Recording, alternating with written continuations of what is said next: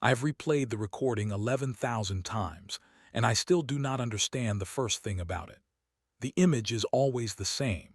A single human, Sergeant Dana M. Wangehold, dragging her left leg across a white salt plain under a sky the color of a bruise. There is blood pooling inside her right boot. I could see it on the thermal feed, a small warm shape sloshing with every step. The medical telemetry strapped to her chest was screaming a single word in my language over and over, stamped with the time: non-viable, collapse imminent. It had been screaming it for 9 hours, and the human kept walking. I should tell you who I am, so you understand the size of what I am about to admit. My name is Orinath Vel, Subdirector of Logistics for the Combined Reach Authority, and I am Veshtali. We are not a small people. We pacified 3 star systems before your kind learned to smelt iron, and we did it not with cruelty but with arithmetic. We simply could not be outlasted because we never wasted emotion, never bled a resource we did not have to. We are very good at calculating when a thing will fail. It is, you could say, our entire civilization in one sentence. And on the day this story begins, I calculated that the human would fall before the 30th kilometer, and I bet a full month of my rations on it in front of 40 witnesses. Here is the thing about us that you need to understand, or none of the rest will make sense. The Veshtali nervous system is built from silicate fibers, and when those fibers register tissue damage past a certain threshold, the body does something very sensible. It switches us off. We go dormant. It is not a choice and it is not a weakness. It is a safety mechanism, the way a well-designed machine trips a breaker before it burns out the wiring. To us, pain is not a feeling you push against. Pain is the off switch. A Veshtali who is badly injured is, by definition, a Veshtali who is unconscious. There is no other state available to us. So when I tell you that we found human beings biologically defective, please understand that from where we stood, it was not an insult. It was a reading on an instrument. The instrument was wrong, but I am getting ahead of the story, and the story starts with a place called Tessum Reach. Tessum Reach is a corridor of salt flat 400 kilometers long on a high-gravity world we had no business being on. The gravity alone makes every kilogram you carry feel like nearly 2, so a body that walks the reach is paying double for every step it takes. But the gravity is not even the interesting part. The silt of the reach is magnetized, finely, viciously magnetized, and it eats machines. Any vehicle that crosses it has its system scrambled and its bearings welded with grit inside an hour. We lost 4 crawlers learning this. After the 4th, the rule was simple and absolute. Nothing crosses the reach on wheels or thrust. If you want to get from one side to the other, you walk, or you do not go. For most of our history, this was a curiosity, a line on a hazard map. Then our forward listening post on the far side collapsed, and the curiosity became the only thing in the universe that mattered. The collapse was not dramatic. A support spar failed, a power core cracked, and the relay that tied 8 stranded species to the evac beacon went dark. I want you to feel the shape of this. There were thousands of us on the wrong side of a closing window, Veshtali, and 7 allied species, a whole improvised coalition of the shipwrecked. And our way home ran through a single beacon that could only be reactivated by someone physically standing at the relay and resetting it by hand. The relay was at the far end of Tessum Reach. The silt would not let a machine carry the signal. A body had to carry it, and no Veshtali body could. We tried to volunteer. I want that on the record because it matters for what I have to confess later. 3 of our strongest engineers stepped forward, and the medical board grounded all 3 in under a minute, because the math was not even close.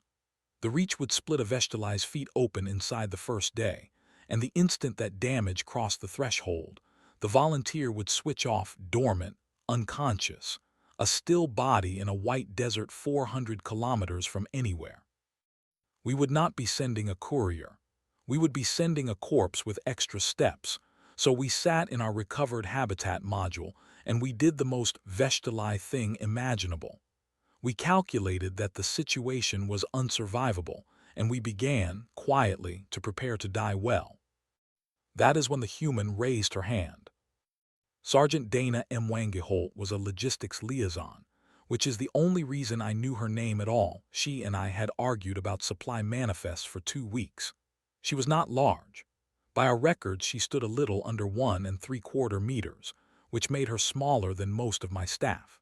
She had a scar across one eyebrow and a habit of finishing your sentences for you, and when she said she would walk the reach, I genuinely thought she had misunderstood the distance. I explained it again slowly. 400 kilometers, high gravity, magnetized silt, 11 days minimum on foot alone carrying the relay key. She said, "Yeah, I heard you the first time. And I am ashamed of this, but I am telling you everything." I laughed. Or I made the Veshtali sound that serves the purpose.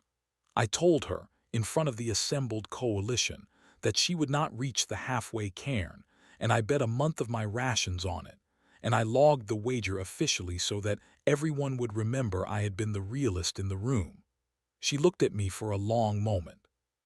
Then she shouldered the pack, and she stepped out onto the salt, and the medical telemetry we had clipped to her, standard issue, calibrated for Veshtali thresholds, lit up almost immediately with the word that would become the strangest joke of my entire life. Non-viable. She had walked perhaps 400 meters. Now, everyone watching assumed they understood what they were seeing. They thought Dana Mwangi was walking in order to survive, that she was racing the clock to save her own skin and ours, and that the pain was simply an obstacle between her and that finish line. That assumption was reasonable. It was also completely wrong, and the gap between what we assumed and what was actually happening is the whole reason I am telling you this story instead of being dead. But the reframe comes later. At the start, even Dana would have told you she was just trying to reach the beacon. What she said on the comms in those first hours, though, should have warned me. She was narrating to herself, the way humans do, and the relay picked it up. She said the gravity was going to be the killer, not the cuts. She said the cuts were just information. I had our linguist replay that phrase 6 times because I was certain it was a translation error. The cuts are just information. In the Veshtali tongue, there is no way to say that sentence, because for us, a cut is not information you receive. It is an instruction you obey. You are damaged, therefore you stop. That is the entire grammar of our bodies. And here was this small mammal treating the most fundamental command in existence as though it were a line item on a manifest. She could read, initial, and file away for later. I did not understand it. I filed it under human stubbornness, the way we filed everything about your species we could not measure, and I went to check the wager pool, and I missed the most important thing anyone had ever said to me. Let me show you what it actually meant. By the second day, Dana had stopped narrating philosophy and started narrating logistics, which I, of all creatures, could appreciate. The walk was not heroic to watch. It was grindingly, brutally dull, which is the part the songs always leave out. She had 4 liters of water a day and a route that demanded 6, so she walked in the cool bands of dawn and dusk and lay flat under a thermal sheet through the worst of the heat, and even resting she lost more than she could replace. The salt got into everything. It scoured the exposed skin of her face and hands raw, then rower, until the thermal feed showed her cheeks as bright bleeding bands. Her boots were the real war. The magnetized silt worked into the seams and ground at her feet with every stride, and by the end of the second day, the blood I had seen pooling was a permanent feature, refilling as fast as it drained. She taped the split in her right heel shut with the adhesive strip from a comms patch. I watched her do it, watched her peel the tape, set the wound edges together with 2 fingers and press, and her face while she did it was not the face of someone in agony. It was the face of someone fixing a leak. That was the detail that started to unsettle me. Not that she endured the pain, that she was so bored by it. She had a ritual, and I have thought about it more than I have thought about almost anything. She counted her steps in blocks of 100, and she named each 100 after a person. The first 100 was someone called Marcus. The second was a woman named Priya. There was a Tomas, an Ada, a man she only called the old man.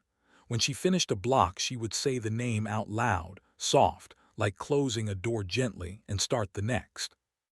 I asked our linguist whether this was a known human navigation technique. He said no.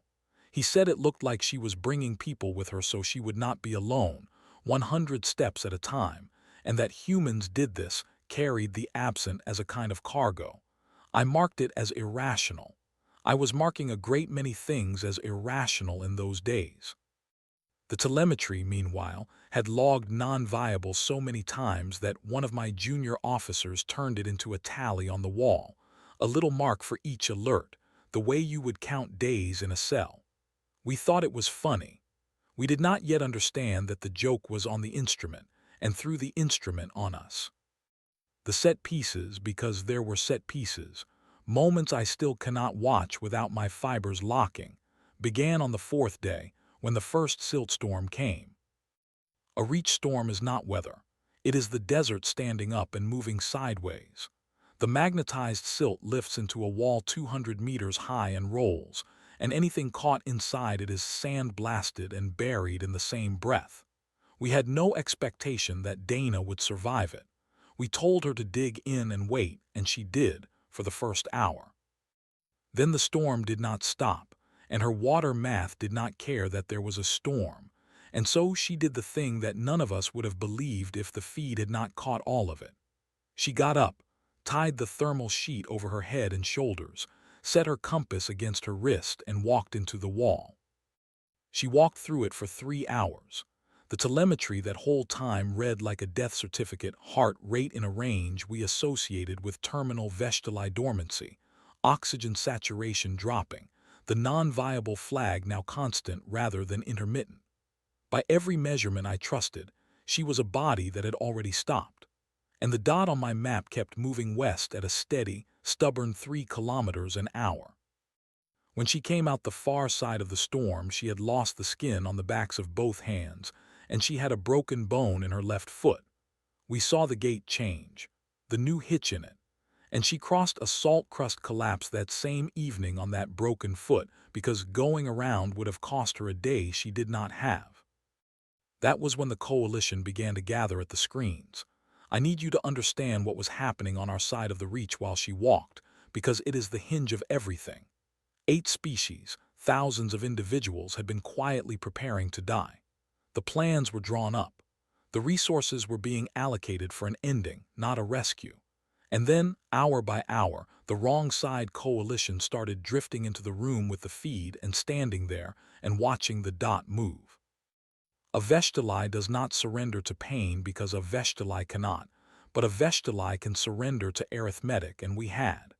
The human could not do arithmetic better than us. What she could do was refuse to file the result. And watching her refuse, 11 days running, something in 8 different species that had given up began, against all reason, to give up. On the 6th day, half delirious, watered down to almost nothing, Dana said the thing I had missed on the 2nd day, and this time she said it so plainly that even I could not file it away. She was talking to herself again, or maybe to the people whose names she was counting. She said the body votes to quit all the time. She said it had been voting to quit since the 1st kilometer, voting every single step, a constant little ballad of stop, stop, stop. And then she said the part I have had carved, the part that rebuilt my understanding of your entire species. She said, you don't have to ratify the vote. The body gets to vote. It doesn't get to count the votes. That's your job. I sat with that for a long time. In my language, it is almost a contradiction, because for us the vote and the count are the same act. The body registers damage and the body executes shutdown, with no gap in between where a self could stand and overrule the tally. But Dana lived inside that gap. That was where her whole species lived, it turned out. Pain told her to stop, and she heard it clearly, and she logged it accurately, and then she made a separate decision, a second one, in the space the pain could not reach. She did not feel less than us. The feeds were clear that she felt everything, every step in full. She simply did not let the feeling cast the deciding ballot. Pain for her was a witness. For us it had always been the judge. That is the moment I stopped thinking of it as a defect and started with real fear to think of it as an architecture. And it is also, I am sorry to say, the moment I did the worst thing I have ever done. Because I could not stand it. I want to be honest about the shape of my failure. It was not contempt by the seventh day. It was something I had no name for that I now know humans call pity, and it was worse than the contempt had been. I looked at the telemetry, heart rate ruinous, 3 confirmed fractures, kidneys beginning to fail from the dehydration, the non-viable flag a solid bar of light, and I became convinced that she was in unbearable agony, that her continued walking was not strength but some horrifying malfunction of a creature that could not switch itself off the way a decent body should, and that the merciful thing, the correct thing, was to stop her suffering. We had a sedation drone. It was built for us for vegetali biology to bring down a dormant patient safely for transport. I told myself I was rescuing her. I logged it as a medical intervention, and I deployed it across the silt to bring her gently to sleep, because I, the great logistician, had calculated that no one should have to hurt that much, and I had not asked her, and I had not understood that the hurting was not the point. The drone reached her on the morning of the 8th day. The sedative it carried was tuned for silicate nerves, and it hit her wrong, half-dose by mass and entirely wrong by chemistry, and it did not put her gently to sleep. It put her into convulsions.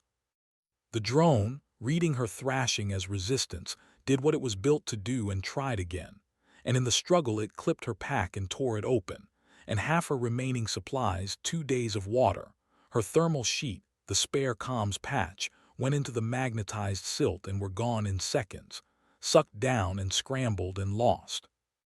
By the time I understood what I had done and recalled the drone, Sergeant Dana M. Wangeholt was lying on her back on the salt, seizing, with no water and no shelter and 50 kilometers still to walk.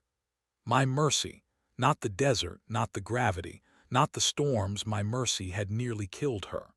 The realist in the room had become the deadliest thing on the reach. She went down for real then.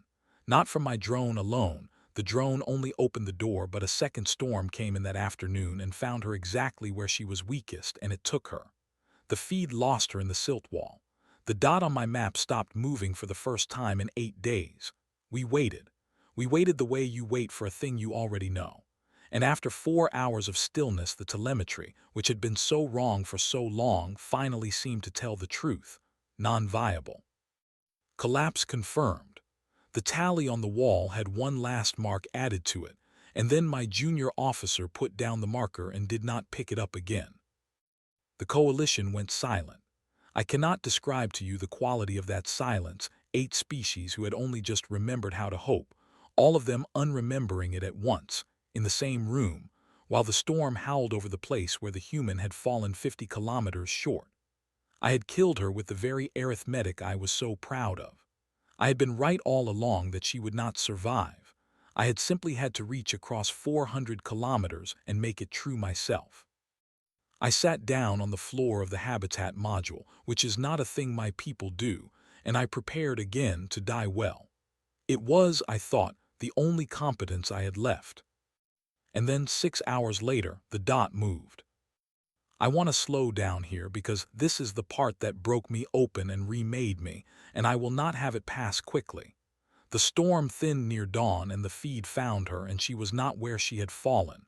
She was 40 meters west of it. She had crawled. While we wrote her off, while we sat in our beautiful correct grief, Dana M. Wangeholt had been dragging herself across the salt on her elbows, west, west, always west, with no water and a body that every instrument I owned insisted was a corpse. The convulsions had stopped.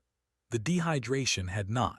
By any reading I trusted she should not have had consciousness, let alone direction. But she had something we had never built an instrument to measure, and she pointed it at the beacon, and she would not be moved off the heading. The crawl became a stagger. The stagger became somehow a walk. She fell and counted to 100 lying down. I heard her. She named that 100 too. She named it after herself, which she had never done before, and at 100 she stood up. The last 50 kilometers took her 3 more days, and I watched every meter of it, and I have never since believed that I understood the limits of anything. The final battle she fought was not against me, or the storm, or even the desert. It was against the single most basic command her own body could issue, the command my entire species is built to obey without question, and she fought it to a standstill, and then she walked over it. On the 11th day, Sergeant Dana M. Wangeholt reached the relay at the far end of Tessum Reach, and she lifted a hand that had no skin left on it, and she reset the beacon by hand, and the evac signal went up into the bruised sky and locked onto 8 species worth of waiting ships. And then she said one more thing into the comms, and that is when the real shape of it landed on me, the thing none of us had understood for 11 days. We had all believed she was walking to carry the signal. We were wrong. The signal was almost an afterthought. She told us, exhausted, half-blind, slumped against the relay housing, that the reset bought us a few hours of evac window. Yes, fine, good. But that was never why it had to be a body and not a machine. A machine resetting a beacon is a fact. A person walking 400 kilometers through that, in plain view, on a broadcast feed that 8 despairing species could not stop watching, that was not a fact. That was a message. And the message was the only thing that had kept the coalition from giving up and dying in the 11 days before any ship could possibly arrive. She had not walked to reach the beacon.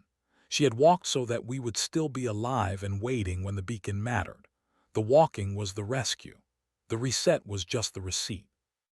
She survived. I will say that plainly because she would have hated a story that pretended otherwise for drama. The ships came. We pulled her off the reach with 3 fractures, failing kidneys, no skin on her hands, and a permanent limp that she has never once in all the years since mentioned as a hardship. When the medics told her the limp was forever, she shrugged, a human gesture I have since learned to read, and said feet were overrated and she'd always preferred a good reason to sit down. The coalition lived. All 8 species. Thousands of individuals who had been allocated in our careful planning to a dignified ending instead went home because one small mammal treated the off switch of the universe as a polite suggestion she was free to decline. Here is what her walk changed, and it changed more than any battle I have studied. The Vestali do not revise our biology, we cannot, but we revised our understanding, which for a calculating people is the harder thing. The word viable means something different in our records now. We added a category we had no concept of before, the capacity to continue past the threshold by decision rather than design.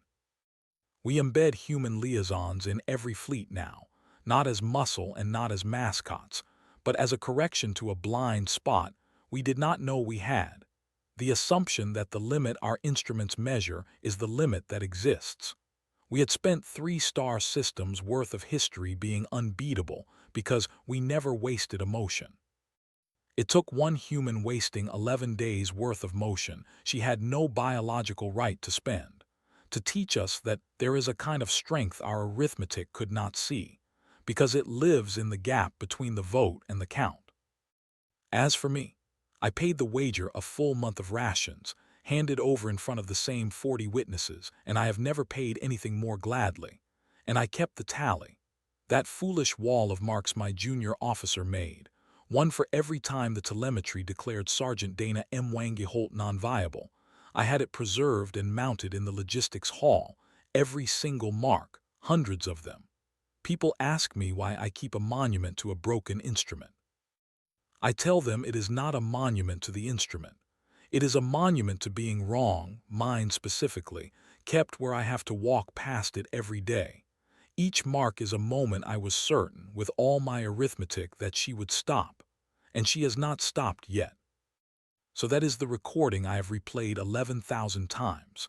A small creature, dragging one leg across a white plain, with the entire weight of the only thing my people were ever good at, knowing exactly when a thing will fail, bearing down on her, and getting the answer wrong over and over in time-stamped detail. We thought pain was a command. She showed an entire civilization that it was only ever a witness, and that the verdict was always, always hers to give. We mistook the ability to disobey our own bodies for a defect. It was the most powerful thing I have ever seen, and I bet a month of rations against it, and I would lose that bet again every day for the rest of my life. So let me leave you with the question I cannot stop turning over, and I would truly like to know what you think. Was it strength that carried Dana M. Wangeholt across Tessum Reach, some quality of will the rest of us simply lack? Or was it something stranger and more universal than that? Not a thing she had, but a thing she refused to do, available to anyone willing to stand in the gap and not count the vote. Tell me where you land on it. I have been wrong about this before, and I am no longer too proud to ask.